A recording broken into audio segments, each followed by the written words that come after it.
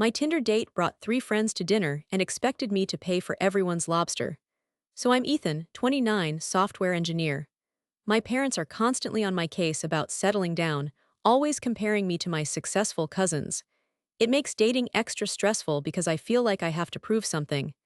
I'm generally pretty chill, but I overthink everything, especially relationships. I'm trying to find a genuine connection, but it's hard out there. This was a new level of crazy. You won't believe what happened next. My Tinder date, Brianna, seemed cool enough online. We messaged for a few days, talked about our love of craft beer and hiking. I picked a nice restaurant, not too fancy, but definitely not cheap either. I wanted to make a good impression, you know.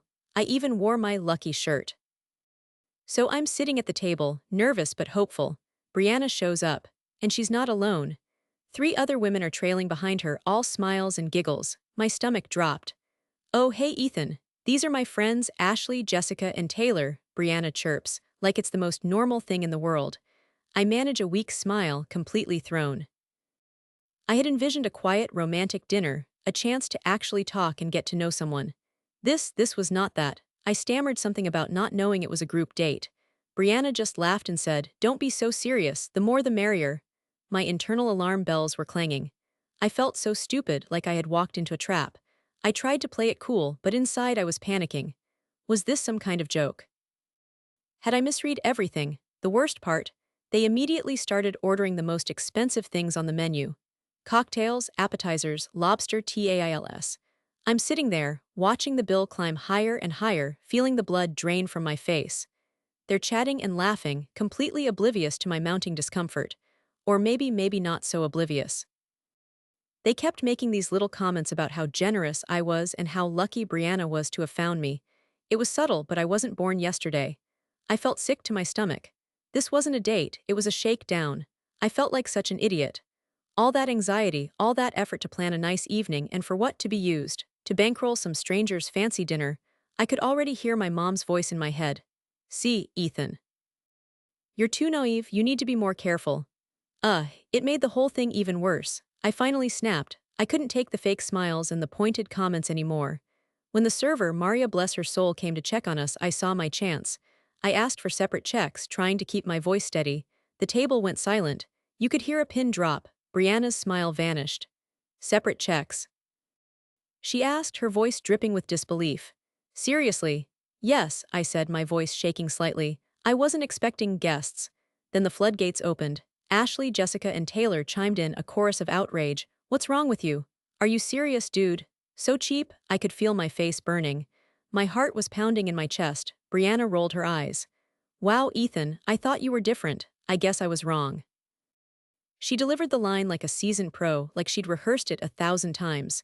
I paid my share and left a huge tip for Maria, who gave me a knowing look. As I walked to my car, I could feel their eyes on me, burning holes in my back, and then the text started. "You're such a loser, Ethan. You embarrassed me in front of my friends. You led me on, you're pathetic." I blocked them all, every single one. I got home feeling completely drained. I told my mom what happened, hoping for some sympathy, some validation. You know what she said? "Well, Ethan, maybe you should have just paid, it would have been easier. What will people think? What will people think?" Are you kidding me? My dad just shook his head and muttered something about me needing to be more assertive. Assertive? I stood up for myself. I refused to be taken advantage of. And this is the reaction I get. That's when it hit me. This wasn't normal. This wasn't just typical family drama. This was toxic. They cared more about appearances than about how I felt, more about what their friends would think than about their own son being treated like an ATM. I went to my room, slammed the door, and just sat there, staring at the wall, feeling completely alone. I'm almost 30 years old and I feel like I'm still a teenager being judged and scrutinized for every single thing I do. It's exhausting. I'm starting to think the problem isn't me, it's them, and I don't know what to do about it. A week later, and things have gone nuclear. I thought blocking Brianna and her posse would be the end of it. I was so wrong. Apparently, Brianna is best friends with my cousin, Sarah. The Sarah. The one my parents constantly hold up as the golden child. The one who just bought a house with her perfect husband and has 2.5 perfect kids and a perfect dog. You get the picture. Sarah has now decided that I'm the devil incarnate. She's been texting me nonstop, calling me cheap, a loser, and get this, emotionally immature. Emotionally immature because I didn't want to pay for four strangers' lobster dinners. The logic is astounding. But wait, it gets worse. Much worse. Last night, my parents called a family meeting.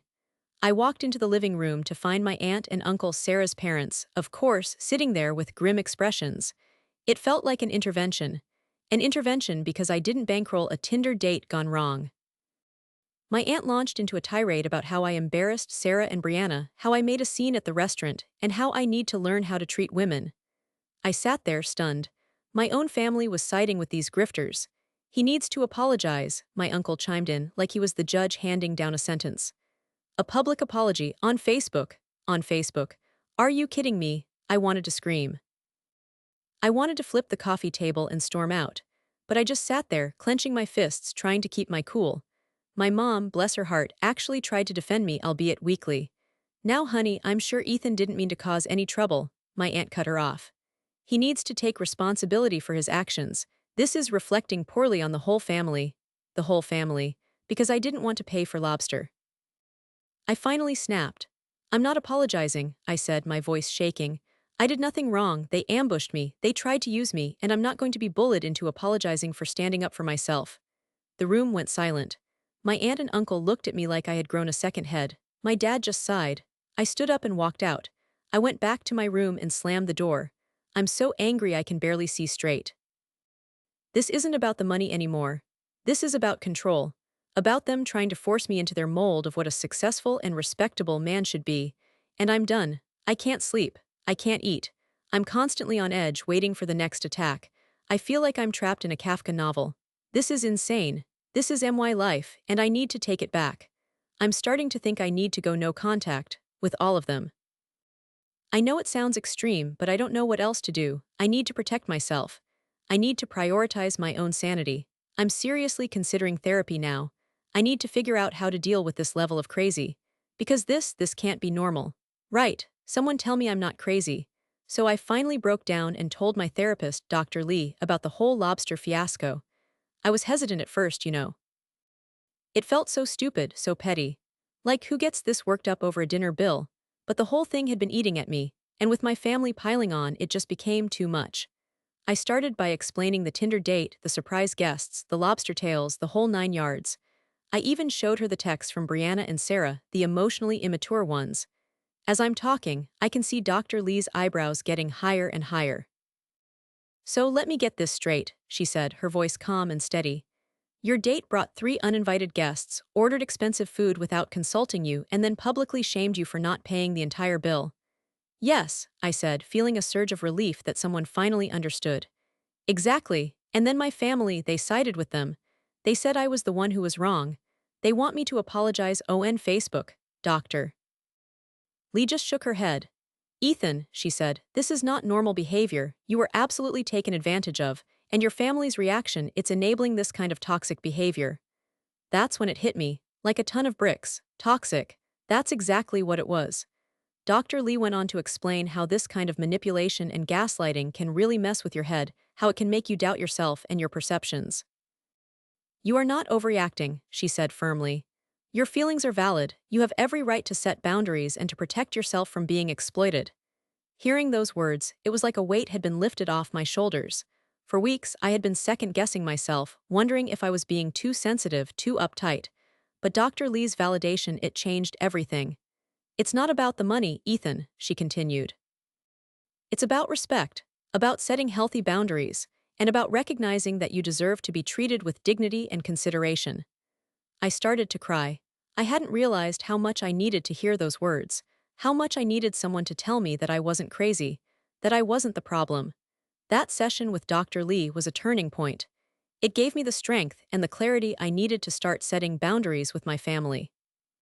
It won't be easy, but I know it's necessary. I need to protect myself. I need to prioritize my own well-being. And I'm finally starting to understand that that's not selfish. It's self-preservation. It wasn't just one thing, it was the whole damn family meeting. I walked in, expecting a normal Sunday night dinner, and there they were, my aunt, my uncle, faces like thunder. My parents sat there, looking like they were about to be executed. It felt like walking into an intervention, but instead of an addiction, my problem was not paying for my Tinder date's entourage's lobster feast. My aunt, Sarah's mom, the golden child Sarah, the one who can do no wrong, started right in. "Ethan," she said, her voice dripping with disapproval, "we need to talk about your behavior." Behavior. Like I was a toddler who'd thrown a tantrum in the grocery store. "You embarrassed Sarah and Brianna, you made a scene." "A scene?" I asked for separate checks. "That's a scene." Then my uncle, the self-proclaimed judge and jury, chimed in. "You need to apologize to Brianna and Sarah," he declared. "A public apology on Facebook." Facebook, I almost laughed. It was so absurd, so utterly ridiculous. Apologize for what? For not letting myself be robbed. For having the audacity to expect a date, not a freaking banquet. My mom, bless her heart, tried to defend me. "Now honey," she started, but my aunt cut her off like a knife through butter. "He needs to take responsibility for his actions," she snapped. "This is reflecting poorly on the whole family." The whole family. Because I didn't want to pay for 4 strangers to stuff their faces with lobster. The sheer audacity of it all was breathtaking. That was the moment. The moment everything changed. It was like a switch flipped in my brain. The anger, the frustration, the years of feeling inadequate and judged, it all boiled over. My hands started to shake, my heart pounded in my chest, and I felt this surge of power. Not physical power, but something deeper. The power to say no. The power to finally stand up for myself. The power to stop caring what they thought. "I'm not apologizing," I said, my voice shaking but firm. "I did nothing wrong. They ambushed me, they tried to use me, and I'm not going to be bullied into apologizing for standing up for myself." The silence in the room was deafening. They stared at me, mouths agape, like I'd just spoken a foreign language. And in that moment, I realized something profound. I didn't care. I didn't care what they thought. I didn't care if they were disappointed. I didn't care if they thought I was ruining the family name. I was done. I stood up, walked out of the room, and went back to my room, slamming the door behind me. I didn't yell, I didn't scream, I didn't argue, I just left. And it felt amazing, liberating. Like I'd finally broken free from some invisible cage I hadn't even realized I was in. I knew in that moment that things would never be the same. And I was okay with that, more than okay. I was ready. Okay, Reddit, buckle up. This is how I'm preparing for the inevitable nuclear fallout from Lobstergate. This isn't just about feeling better, this is about strategic maneuvering. Evidence gathering, I've screenshotted all the texts. Brianna's, Sarah's, the whole damn circus. I've even got the credit card statement showing exactly what I paid for my meal and tip for Maria, the server saint. Documentation is key, people. CYA. Strategy, I'm not going into this blind. I'm practicing what I'll say to my parents, to Sarah, to anyone who tries to guilt-trip me. I'm working on staying calm, stating the facts, and refusing to be drawn into their drama. Dr. Lee, my therapist, yes, I finally caved and got one, has been a lifesaver. She's helping me frame this as a boundary-setting exercise, not a family feud. It's about my well-being, not their warped sense of family honor. Support system. This is where things get interesting. I've talked to a few close friends, the ones who aren't connected to my family's crazy web. They're 100% on my side. They've seen the texts, they've heard the stories, and they think my family is bonkers. Having their support has been huge. It reinforces that I'm not crazy. This situation is crazy, and I'm not alone in thinking so. Solidarity, people, it's a powerful thing. Mental and emotional prep. This is the HARDEST part. Years of conditioning, of trying to please my parents, of feeling like I'm never good enough, it's tough to shake off. But I'm working on it. I'm reminding myself that I deserve respect, that I don't have to apologize for setting boundaries, that it's okay to say no. I'm even practicing saying it in the mirror. No, I will not apologize. No, I did nothing wrong. No, I will not be manipulated. It feels weird, but it's also empowering. I'm taking back control. I know this isn't going to be easy. There will be tears, there will be shouting, there will probably be some epic guilt trips, but I'm prepared. I'm armed with facts, with support, and with a newfound sense of self-respect. I'm ready for war, bring it on. The parking lot was nearly empty, the harsh fluorescent lights casting long, distorted shadows. Brianna, flanked by her giggling entourage, stalked towards me, a predatory gleam in her eye. "Seriously, Ethan," she began, her voice dripping with fake sweetness.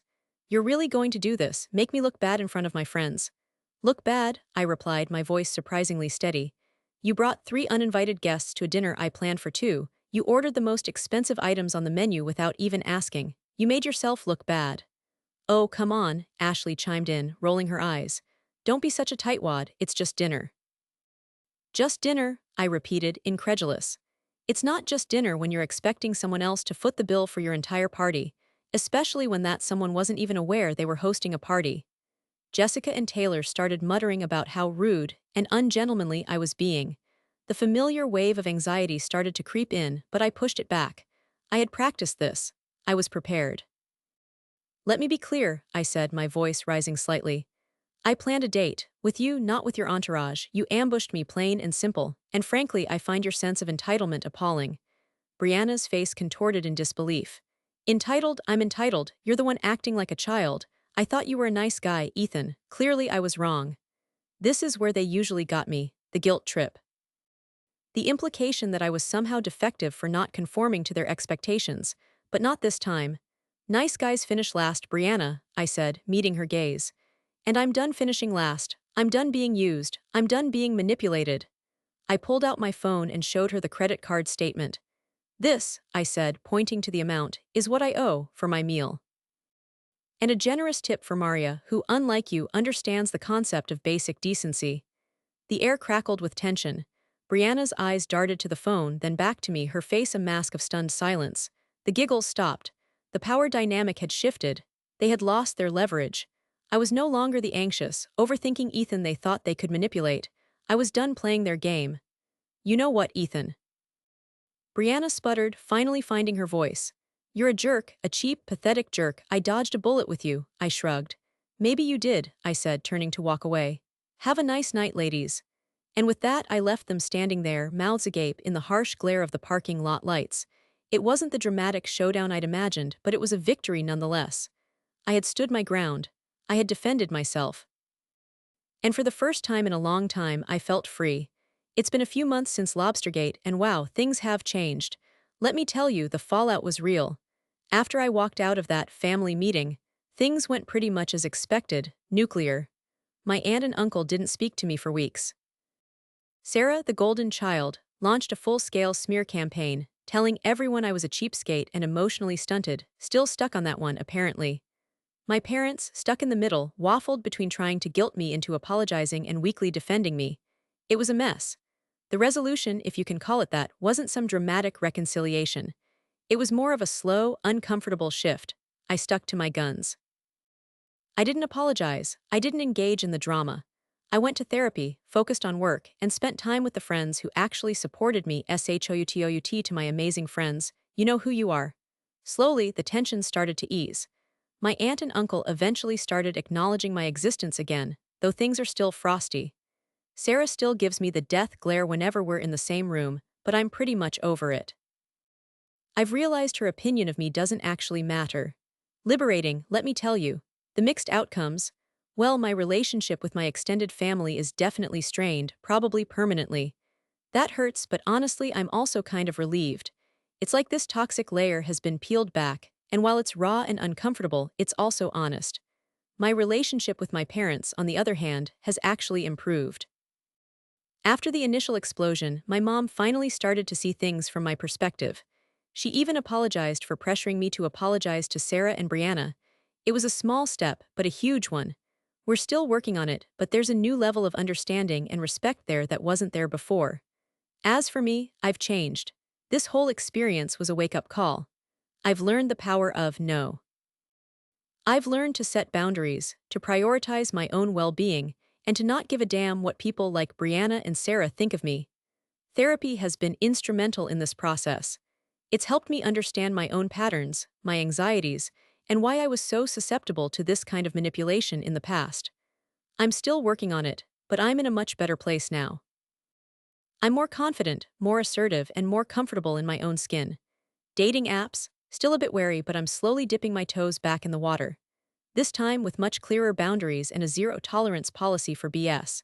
So Reddit, what do you think? Have you had any similar experiences with entitled dates or family drama? How did you handle it? Any advice for navigating these kinds of situations? Let me know in the comments. I could use the wisdom of the crowd.